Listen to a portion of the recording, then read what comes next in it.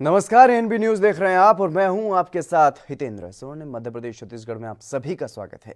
Bulletin का आगाज करेंगे, लेकिन सबसे पहले सभी दर्शकों से हमारी अपील, अगर आपको खुद में या अपने परिवार के किसी सदस्य में कोरोना वायरस के लक्षण दिखाई दे रहे हैं तो आप इसे बिल्कुल भी नजरअंदाज ना करें। तुरंत कोरोना वायरस की जांच कराएं, क्योंकि देश में कोविड-19 से मरने वालों की संख्या बढ़ने का एक कारण ये भी है। इसलिए अगर किसी में भी कोरोना वायरस के लक्षण दिखाई दे रहे हैं तो जल्द ही जांच करवाएं। एएनबी न्यूज आपसे ये बार बार अपील कर रहा है, वायरस को जड़ से खत्म करने में अपना सहयोग दें।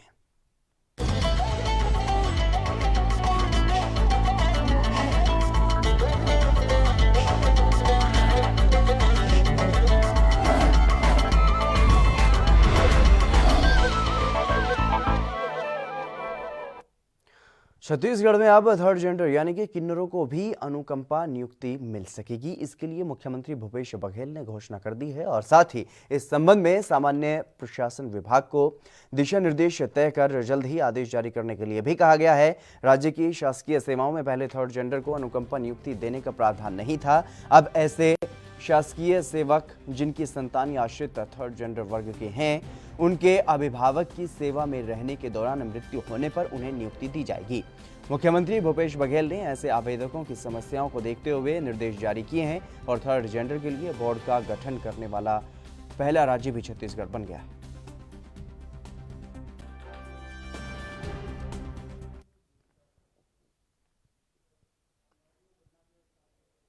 मध्य प्रदेश में वीडियो कॉन्फ्रेंसिंग के जरिए वर्चुअल कैबिनेट की बैठक हुई है, जिसमें सीएम शिवराज सिंह चौहान ने अपने मंत्रियों को साफ तौर पर आत्मनिर्भर मध्य प्रदेश के लिए संदेश दिया है। सीएम ने यह कहा है कि लक्ष्य हासिल करने में कोई कसर ना रहे। 3 साल के बाद जब जनता के बीच जाएं तो गर्व के साथ जाएं। उसके बाद 25 तारीख तक, 25 अगस्त तक आपको अपनी सिफारिशें मुझे सौंपना है। ये अफसर की जवाबदारी नहीं है, आपकी है, मंत्रियों की जवाबदारी। हम जनता के प्रति जवाबदेह हैं और 25 के बाद फिर नीति आयोग से हम चर्चा करेंगे, उनके साथ डिस्कस करेंगे, भारत सरकार के नीति आयोग से। उसके बाद माननीय प्रधानमंत्री जी को भी ड्राफ्ट भेजूंगा मैं,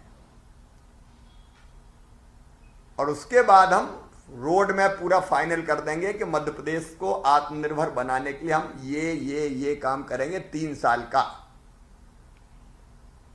और 3 साल में भी 1 महीने में क्या करेंगे, 3 महीने में क्या करेंगे, 6 महीने में क्या करेंगे, साल भर में क्या करेंगे, 2 साल में क्या करेंगे और 3 साल में क्या करेंगे। मेरे प्रिय मित्रों, मैं चाहता हूं कि 3 साल बाद जब हम जनता के बीच जाएं तो गर्व से सीना तान के जाएं और बताएं कि ये काम हमने किया। छत्तीसगढ़ के स्वास्थ्य मंत्री टीएस सिंहदेव ने प्रदेश की जनता को ट्वीट करके चेताया है। मंत्री टीएस सिंहदेव ने प्रदेश की जनता से अपील करते हुए सावधानी बरतने की अपील की है। उन्होंने ट्वीट करके लिखा है कि कोविड से जंग अभी जारी है और इसे हल्के में लेना अनिश्चित चुनौतियां खड़ी कर सकता है। केंद्र सरकार का अनुमान है कि छत्तीसगढ़ में अगस्त तक कोरोना की संख्या जो है वो अगस्त के लास्ट तक 63,000 हो सकती है और वहीं हम अपनी जागरूकता और तैयारियों के माध्यम से इस संख्या को 23,000 के पार न जाने देने का पूरा प्रयास करेंगे।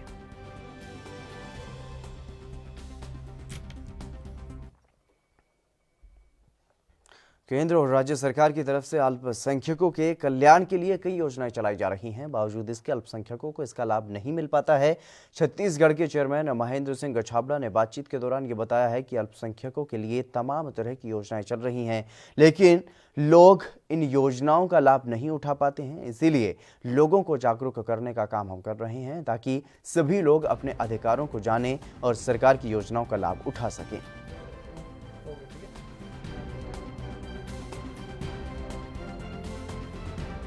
काम करते रहते हैं। समय समय पर स्कूल कॉलेज में हमारे पॉम्पलेट बांटे जाते हैं, प्रचार प्रसार सामग्रियां बनाकर बांटी जाती हैं कि शासन की ये योजनाएं हैं, आप इसका लाभ लें। जागरूकता की कमी के कारण और लोग जो है अपने अधिकारों को नहीं समझ पाते, इसलिए इन योजनाओं से वंचित रह जाते हैं। इसी दिशा में आयोग काम कर रहा है कि वो निचले स्तर तक, अंतिम व्यक्ति तक शासन की योजनाएं पहुंच सके। उसके लिए प्रचार प्रसार के अनेक माध्यम और अनेक तरीके हम लोग अपनाते हैं, और आने वाले समय में यदि कहीं पर भी कोई कमी दिखाई देगी तो निश्चित रूप से उसका भी निराकरण हम लोग करेंगे। मध्य प्रदेश के गृह मंत्री नरोत्तम मिश्र ने 15 अगस्त को जिलों में होने वाले कार्यक्रमों को लेकर के बड़ा बयान दिया है। उन्होंने कहा है कि किसी भी जिले में सार्वजनिक समारोह नहीं होगा। गाइडलाइंस के अनुसार झंडा वंदन की इजाजत होगी। आज प्रारंभ में माननीय मुख्यमंत्री जी ने 15 अगस्त की स्वतंत्रता दिवस की सभी को शुभकामनाएं, बधाई दी। उन वीरों के चरणों में नमन किया, सपूतों के चरणों में नमन किया जिनकी वजह से आजादी मिली। तय किया कि कल भारत माता की मूर्ति जो भोपाल में वीर भूमि पर है, वहां माननीय मुख्यमंत्री जी सुबह पुष्पांजलि भारत माता के चरणों में अनावरण के बाद अर्पित करेंगे और उसके बाद झंडारोहण कार्यक्रम में, ध्वजारोहण कार्यक्रम में जाएंगे। सम्मानित सभी मंत्रीगण वहीं पर उपस्थित रहेंगे। जिलों के अंदर कोई भी समारोह नहीं होगा। जो केंद्र की गाइडलाइन है, उस गाइडलाइन के अनुरूप ही समस्त जिलाधीश महोदय या संबंधित अधिकारी ध्वजारोहण करेंगे। ध्वजारोहण सभी स्थानों पर पूर्व की भांति होगा, समारोह पूर्वक नहीं होगा। छत्तीसगढ़ में अब्दुल समीर की पहचान छत्तीसगढ़ के सफल नक्सल ऑपरेशन चलाने वाले पुलिस अधिकारियों के रूप में बन चुकी है। समीर अभी तक 100 से अधिक नक्सल ऑपरेशन का नेतृत्व कर चुके हैं और अब्दुल समीर के नेतृत्व में चलाए गए नक्सल ऑपरेशन में आज तक किसी भी जवान की जान नहीं गई। अब्दुल समीर की पहचान एनकाउंटर स्पेशलिस्ट के रूप में बन चुकी है। हमारे संवाददाता शशांक उपाध्याय ने उनसे खास बातचीत की। भारत के महामहिम राष्ट्रपति महोदय द्वारा पुलिस वीरता पदक से 3 बार अभी तक नवाजा जा चुका है। और आपने जो पूछा था कि कार्यशैली, हम लोग लगातार वरिष्ठ अधिकारियों के मार्गदर्शन पर, उनके बताए अनुसार रास्ते पर चलकर नक्सल अभियान में नित नए आयाम और तकनीक के माध्यम से लगातार अच्छा काम करने की कोशिश कर रहे हैं। और इसी क्रम में करीब 15 साल की मेरी नौकरी है और इस बीच में हम लोगों ने लगातार नक्सल अभियान में हर क्षेत्रों में जा कर के नए आयाम गठित किए हैं। और मैं अपने सफलता में सबसे बड़ा चीज़ ये मानता हूँ कि आज तक मैंने जितने भी अभियान संचालित किए हैं, बड़े से बड़े ढेर नक्सलियों को किया है, आधुनिक हथियार लेकर के आए हैं, नक्सली कैंप ध्वस्त किया है, लेकिन इसमें मेरा कभी भी कोई भी जवान आज तक असमय कभी मृत्यु के कगार पे नहीं गया। हम लोगों में मैं खुद घायल हुआ, मेरे साथी घायल हुए, लेकिन हम लोग हमेशा सकुशल वापस ही आए। देखिए, ये देश के प्रति जुनून और जज्बा है। जो देश के प्रति सच्चे मन से काम करना चाहता है तो देश हित में हम नक्सल के विरोध अभियान में शामिल रहते हैं। और इसमें शासन के द्वारा भी अच्छे काम करने वालों को समय पर पदोन्नति, राष्ट्रपति पदक, अन्य प्रशंसाएं और भी पुरस्कार से नवाजा जाता है। तो लगातार हम लोग, मैं अपने स्तर पर अपने अधीनस्थ साथी कर्मचारियों को प्रोत्साहित और मनोबल बढ़ाए रखने के लिए चीज़ों को बताता भी हूँ। और हमारे वरिष्ठ अधिकारियों का भी सतत मार्गदर्शन मिलता है कि अच्छा काम करने वाले लगातार आगे बढ़ें। अपने इस नक्सल सदस्यता को छोड़ करके समाज की मुख्य धारा में शामिल हों और समाज में उनको रहने का और एक अच्छे जीवन जीने का भरपूर अवसर मिलेगा, जिसके लिए छत्तीसगढ़ शासन की आत्मसमर्पण एवं पुनर्वास नीति भी बनाई गई है। उसका कई और भी नक्सली फ़ायदा ले रहे हैं, तो इस क्रम से वो आकर के समाज में जुड़ सकते हैं और नक्सलवाद धीरे धीरे इससे कम भी होगा। ये थे बोरतलाव थाना प्रभारी अब्दुल समीर जी, जिन्होंने विस्तार पूर्वक बताया कि किस तरह से पुलिस विभाग इस ओर कार्यवाही करता है और किस तरह से फील्ड में लड़कों को तैनात किया जाता है, ट्रेनिंग किस तरीके से दी जाती है, किस तरह से चैलेंजेस जो है उनको फील्ड में देखने को मिलता है। और हम भी अपने चैनल के माध्यम से लोगों से अपील करते हैं, उन लोगों से जो कि मूल धारा से हट चुके हैं और नक्सलवादी कहलाते हैं, कि वो सरकार के जो पुनर्वास नीति है उसको अपनाएं और मुख्य धारा में आए। शशांक उपाध्याय, राजनांदगांव, बोरतला। छत्तीसगढ़ के जशपुर जिले में उड़ीसा की सीमा पर एक गांव पेरवारा बसा हुआ है। इस गांव में शहीद बसील टोप्पो का घर है और एक नक्सली हमले में साल 2011 में वो जवान शहीद हो गए थे। और लेकिन शहीद की मां ने अपने बेटे को आज तक जीवंत बनाकर रखा है। मां ने एक प्रतिमा खुद ही बनाई है और ये शहीद की मां की ममता की पराकाष्ठा ही है जो ये अद्भुत नज़ारा यहाँ पर देखने को मिल रहा है। शहीद की मां ने अपने बहादुर बेटे को हमेशा याद रखने के लिए एक प्रतिमा की स्थापना खुद ही की और अब ये माता इस प्रतिमा को हर दिन सुबह शाम ऐसे लाड़ प्यार करती है जैसे मानो उसका बहादुर बेटा अभी जीवित हो। बसील मेरा बेटे है और उसका साफ सफाई पोछा साफ करती हूँ और सब कोई आते हैं तो मेरे को देखने के लिए आते हैं तो मेरे को बुलाते हैं, दरवाज़ा खुला कर देती हूँ और सब लोग ठीक बोलते हैं और मेरे बेटे ने बोलकर मैं बोलती हूँ और सब यही देश के लिए चला गया है और मेरे बेटे है और मैंने सब कुछ मेरा बेटा बोलकर पाती हूँ और कोई नहीं। मध्य प्रदेश में सिंगरौली में स्ट्रीट लाइटों को लगाने का काम शुरू कर दिया गया है और परसोन चौकी से निगाही मोड़ तक 2 करोड़ 63 लाख की लागत से लगने वाली स्ट्रीट लाइटों के लिए आज भूमि पूजन किया गया। भूमि पूजन सिंगरौली विधायक राम लल्लू ने किया और इस दौरान उन्होंने अधिकारियों को इसका काम तय समय सीमा में करने के निर्देश दिए हैं। विधायक राम लल्लू ने यह भी कहा है कि इस स्ट्रीट लाइट के लग जाने से शहर के विकास में 4 चांद लग जाएंगे और लाइटों के लगने से शहर सुंदर दिखेगा। स्ट्रीट लाइट का आपको परसौना और नगर निगम की सीमा से निगाही मोड़ तक महादेव मोड़ होते हुए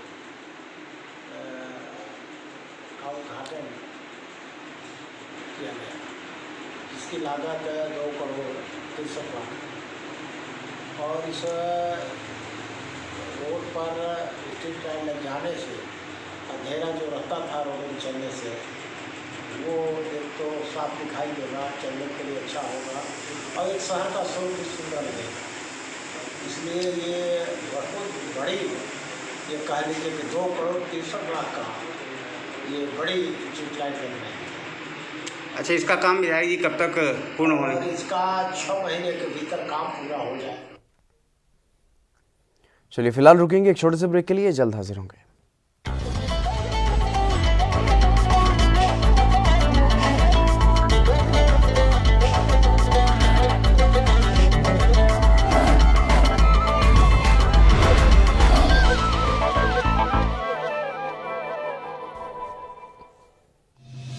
इस वक्त की बड़ी खबर, पंजाब में कोरोना ने पैर पसारे हैं। ये बड़ी खबर आपको बता रहे हैं, लगातार कोरोना का प्रकोप बढ़ता हुआ नजर आ रहा है। राज्य में कोरोना के केस लगातार बढ़ रहे हैं और श्री फतेहगढ़ साहिब में 26 मामले सामने आए हैं। ये बड़ी खबर आपको बता रहे हैं। ताजा अपडेट, संगरूर में 4 लोगों की मौत कोरोना की वजह से हुई है। ये बड़ी खबर, बरनाला में भी 23 मामले सामने आए हैं। गुरदासपुर में 105 केस यहां पर सामने आए हैं। एक ही दिन में 100 से ज़्यादा केस गुरदासपुर में सामने आए हैं। अमृतसर में भी 53 मामले सामने आए हैं। ये बड़ी खबर आपको बता रहे हैं। जिस तरीके से लगातार पंजाब में कोरोना का प्रकोप बढ़ रहा है, फरीदकोट में 20 नए कोरोना के मामले सामने आए हैं। पंजाब में लगातार कोरोना वायरस का प्रकोप जो है वो बढ़ता हुआ नजर आ रहा है और राज्य में लगातार कोरोना के मामले बढ़ रहे हैं। और इसी कड़ी में श्री फतेहगढ़ साहिब में 26 मामले नए सामने आए हैं कोरोना के और संगरूर में 4 लोगों की मौत हो गई।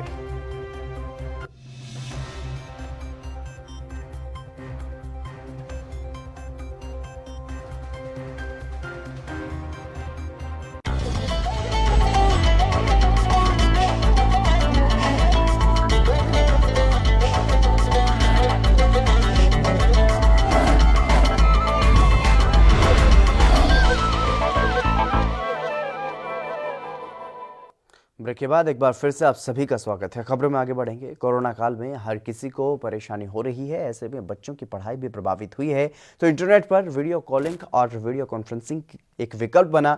लेकिन जब इससे भी बात नहीं बनी तो छत्तीसगढ़ के कोरिया में स्थानीय शिक्षकों ने एक और नया तरीका शुरू कर दिया। मिस्ड कॉल गुरुजी एक कार्यक्रम शुरू किया गया है, जिसमें इंटरनेट के बिना भी बच्चों को फोन के जरिए ही पढ़ाई करवाई जा रही है। बच्चे समय होने पर मिस्ड कॉल करते हैं और अध्यापक गण खुद ही कॉल करके बच्चों को पढ़ाते हैं। ये कार्यक्रम अब प्रदेश के सूरजपुर, बलौदाबाजार, भाटापारा, जांजगीर चांपा, सरगुजा, बस्तर, रायपुर समेत 14 जिलों में चल रहा है। कैसे पढ़ाई कर पा रहे हैं अभी? हम लोग इस मोबाइल से भी अब पढ़ पा रहे हैं। कैसे पढ़ रहे हैं आप लोग? हम लोगों को सर लोग एक मिस कॉल गुरुजी के बारे में दिए हैं, इसको हम लोग मिस कॉल देते हैं, मिस कॉल करते हैं और उधर से सर लोग फोन लगाते हैं, फिर पढ़ते हैं। तो इसमें पढ़ाई कैसे हो रहा है? मतलब आप जब मिस कॉल करते हैं सर को, मिस कॉल करते हैं जी, कि कॉल करते हैं? Miss call. तो उधर से सर लोग फ़ोन करते हैं? जी, रोज़ करते हैं कि नहीं करते हैं? रोज करते हैं। करते हैं। जी, तो आप लोगों का पढ़ाई किस टाइप का हो रहा है? अच्छा है। जैसे अभी तक आपने क्या क्या पढ़ाई? किताब सर अच्छा से चल रहा है, मतलब ये मोबाइल द्वारा मतलब चल रहा है। मोबाइल से मतलब मिस कॉल करता है, फिर जी जी जी। उधर से मतलब सर लोग वापस करते हैं फिर। तो सर लोग डेली मिस कॉल करते, मतलब वापस करते हैं? जी जी। तो आप पे तो अभी कोई खर्चा नहीं आ रहा है ना? नहीं सर।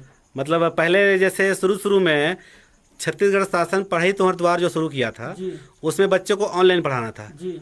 तो ऑनलाइन तो बच्चा आपका पढ़ पा रहा, नहीं पढ़ पा रहा था? ऑनलाइन नहीं पढ़ पा रहा था सर। कारण क्या था उसका? क्यों नहीं पढ़ पा रहे थे ऑनलाइन बच्चे लोग? सर मोबाइल नहीं थे हमारे यहाँ, छोटा मोबाइल थे, हम लोग गरीब आदमी हैं। जी जी। तो नहीं पढ़ पा रहे। इसमें अभी काम चल रहा है। हम चाहते हैं कि विकासखंड के सभी स्कूलों में ये नवाचार प्रारंभ हो और बच्चे इससे जुड़ सकें। तो आपको लगता है कि मतलब इससे बच्चों को फायदा मिलेगा? जी जरूर, बच्चों को फायदा मिलेगा। और सर इसके बारे में आप क्या बोलना चाहेंगे? अपने शिक्षक से जो अपने आपके जो हैं उनको क्या संदेश देना चाहेंगे कि मिस कॉल गुरुजी के बारे में क्या बोलना चाहेंगे आप?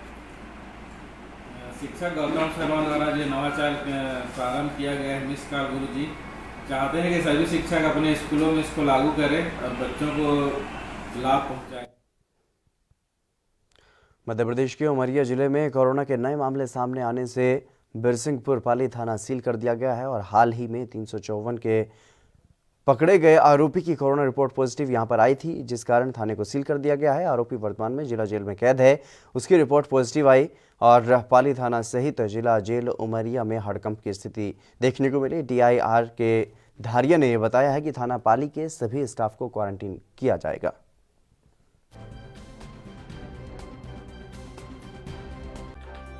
अभी दिनांक 10/8 की बात है। एक थाने का अपराध था 354 का, अपराध क्रमांक 292/20, धारा 354 थी। उसमें एक आरोपी था राजेंद्र सराफ, जो यहीं कस्बा पाली का रहने वाला था। उसको अरेस्ट करके थाने लेके आए थे और रात में नाइट उसने यहाँ पे रुका था। दूसरे दिन उसको जेल दाखिल कराया गया था। तो उसकी जेल दाखिल कराने के पहले उसकी सैंपलिंग कराई थी, कोरोना जाँच कराई गई थी। आज उसकी रिपोर्ट आई है जिसमें उसको पॉजिटिव बताया गया है। इस कारण से जब सूचना मिली तो थाने को भी सील्ड कर दिया गया है। सर लगातार देखा जा रहा है कि बिरसिंहपुर पाली के मार्केट में सर बहुत ज़्यादा ट्रैफिक रहती है, बहुत भीड़ होती है, लोग सोशल डिस्टेंसिंग का पालन नहीं करते हैं। ऐसे में जब पॉजिटिव केस मिल रहे हैं सर, तो कहीं ना कहीं यहाँ हजारों केस हो जाएंगे सर, क्या कहें सर इस विषय में?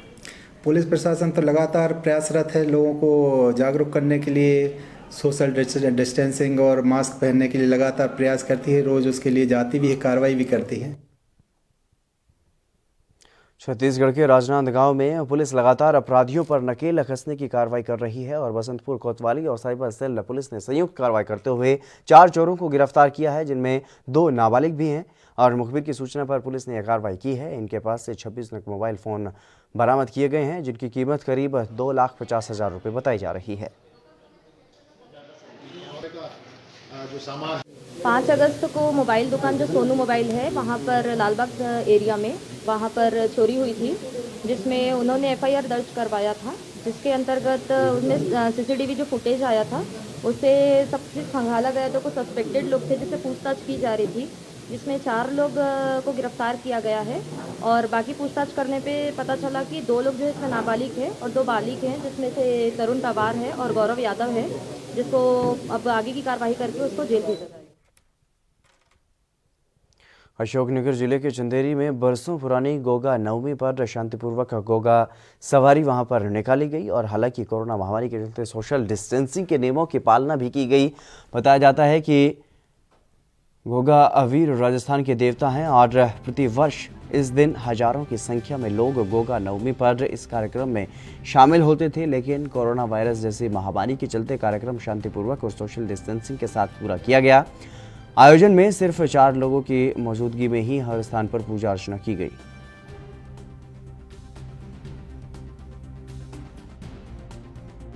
आप ये बताएं, आप आज गोगा बीर की सवारी के स्थान पे आप बैठे हुए हैं, तो इस स्थान का कुछ विशेषता या महिमा के बारे में जानकारी दें आप। हमारे पहले बब्बा को आते थे बंगला वाले, हाँ हमारे बब्बा को आते थे बंगला वाले गौड़ बब्बा, यही वाले, हाँ यही वाले। यहाँ जो ब्रह्म गौड़ की स्थान है ये यही जय मैंने यहाँ से स्थान है, यहीं से सब सवारी उठती हैं, दर्शन कर लेंगी यहीं से ही सवारी मैन जय है बब्बा। यहाँ जो भी पूरी सवारियाँ चलती हैं वहीं से चलती हैं। अभी आपके परिवार का कोई आपके बाबा को आते थे, हाँ, इसके बाद और किसी को आई आपके? नहीं, हमारे परिवार में किसी को नहीं आई, केवल ताऊ जी को थोड़ी सी झलक आती थी। हम लोग आज 45 साल से छोटे से ही हम यहाँ आते हैं। आज का दिन यहाँ के इतिहास और सामाजिक परंपराओं से बहुत जुड़ा हुआ है। गोगा वीर की जो सवारी निकलती है, इसको कोरोना महामारी को देखते हुए सवारी निकलने पर, देवता के साथ सवारी निकलने पर प्रतिबंध लगाया गया था, इसीलिए कि महामारी का फैलने का अंदेशा है। लोगों को इसमें समझाइश दी गई थी और जो प्रबंधक हैं, इसके कर्ता धर्ता है, इस सवारी को निकालने वाले आयोजक हैं, उनकी मीटिंग में बुला के उनको ब्रीफिंग कर दी गई थी इस प्रशासन द्वारा कि आप देवताओं को जो जगह जगह ले जाते हैं वो नहीं करेंगे, जुलूस नहीं निकालेंगे, प्रदर्शन नहीं होगा। इसीलिए एक टोकन के रूप में सिर्फ मुनि और वो जो पूजन सामग्री है उसको लेके जाएंगे और मिनिमम लोगों के उपस्थिति में ये कार्यक्रम संपन्न किया जाएगा।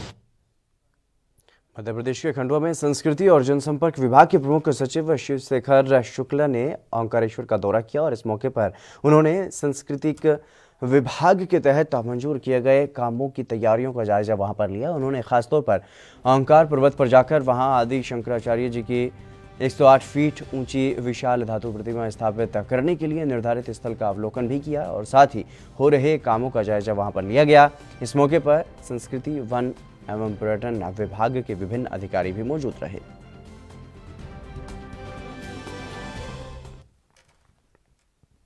मध्य प्रदेश में बीजेपी सरकार खुद को आदिवासी हितैषी सरकार बताती है, लेकिन सरकार की कोशिशों पर पुलिस प्रशासन की लापरवाही भारी पड़ जाती है। ऐसा ही कुछ मामला रीवा जिले के मऊगंज में सामने आया है, जहां पर शाहपुर थाना के अंतर्गत ग्राम जनकपुर में नाबालिग बच्चे की मौत के न्याय के लिए माता पिता की हिम्मत जवाब देने लगी है। बच्चे की आत्महत्या के केस ने हत्या का रूप ले लिया और पुलिस ने जिस मामले को आत्महत्या घोषित किया है, उसने बच्चे के परिजनों ने हत्या का मामला होने का दावा किया है और परिवार और पुलिस में विरोधाभास के बयान सामने आए हैं। जिस मामले का आप जिक्र कर रहे हैं उसमें एक नाबालिग लड़के की मृत्यु का मामला है, ये जिसमें फांसी से उसकी मौत हुई थी। मामले की संज्ञान में आने के बाद इस मामले की डायरी को बुलाकर देखा गया है। वरिष्ठ अधिकारियों ने भी इस डायरी का अवलोकन किया है और उस अवलोकन के उपरांत एसडीओपी मऊगंज को निर्देशित किया गया है कि इस संबंध में विधि अधिकारी से परामर्श प्राप्त करें। तो विधि अधिकारी से परामर्श प्राप्त करेंगे, उसके बाद उसमें नेक्स्ट स्टेप जो भी पॉसिबल होगा और जो उचित स्टेप होगा। मध्य प्रदेश के भिंड में पुरानी रंजिश के चलते एक परिवार की महिलाओं को जान से मारने की धमकी दी गई है। मामला खनीता गांव का बताया जा रहा है, जहां पर पीड़ित परिवार ने एसपी मनोज सिंह से इंदौर पुलिस में पदस्थ आरक्षक और उसके परिवारजनों से जान का खतरा बताया है और खुद की सुरक्षा की गुहार लगाई है। पीड़ित परिवार के लगभग सभी सदस्य एक हत्या के मामले में जेल की सजा काट रहे हैं और ऐसे में घर में महिला अपने बच्चों के साथ रहती है और आरोपी सामंत तोमर, जो कि पुलिस में आरक्षक है, अपने परिवार के लोगों के साथ बंदूक कट्टा लेकर के आता है और बच्चों की हत्या कर अपना बदला लेना चाहता है। हमारे पति इस वक्त जेल में है, ना ही हमारे देवर जेठ हैं यहाँ, शिक्षा के लिए कोई भी नहीं है। पुलिस प्रशासन से मैं यह मदद चाहती हूँ कि हमारी FIR दर्ज करें और हमारी मदद भी करें, क्योंकि हमारे पति घर पे नहीं हैं और दुश्मन आके हथियारों से लैस कट्टे बंदूक लेकर आ रहे हैं, जिसमें सामंत तोमर, अजीत तोमर, किशनपाल तोमर और विकास तोमर, ये लड़के आके हमारे घर पर धमकी भी दे रहे हैं और हमारे घर पर बंदूक लेके आ रहे हैं और फायर भी कर रहे हैं, जिसमें हमारे छोटे जिटौत हैं उनको भी। मध्य प्रदेश के शिवपुरी जिले के गांव धरोनी में नाबालिग छात्रा के जहर रखाने की घटना से सनसनी फैल गई। 10वीं क्लास में 81% अंक लाने वाली निकिता रावत की अस्पताल में इलाज के दौरान मौत हो गई। निकिता ने जहर किन कारणों के चलते खाया, उसका खुलासा अभी नहीं हो पाया है। परिवार की माने तो निकिता की तबीयत अचानक से खराब हुई तो उसे अस्पताल में लेकर के गए तो पता चला कि निकिता ने कोई जहरीला पदार्थ निगल लिया है। तो वहीं पुलिस ने शव को पोस्टमार्टम के लिए भेज दिया और जाँच शुरू कर दी। अपनी भतीजी तो उसने कोई जहरीला पड़ा और फिर खा लिया तो भर्ती करा दी हॉस्पिटल में। इसके दौरान रात में 1:30 बजे करीब उसकी मौत हो गई। अच्छा ये बताओ, इस बार उसके 10th में टॉप भी किया था, 6 नंबर पास किए थे, कितनी परसेंटेज आई? 81% आई। कितने कौन सी क्लास में? 10th में। मिली थी ये थाने पर सूचना मिली है कि निकिता रावत बच्ची है 16 साल की, तो उसके पॉइजन खाने संबंधी जानकारी मिली है, जिसकी सूचना पर से हम लोगों ने उसका PM करा रहे हैं और PM कराने के बाद मर्ग जांच में जो भी निकल के आएगा। चलिए, स्वर्णिम मध्य प्रदेश छत्तीसगढ़ में फिलहाल बस इतना ही। आप बने रहिए ANB न्यूज़ के साथ।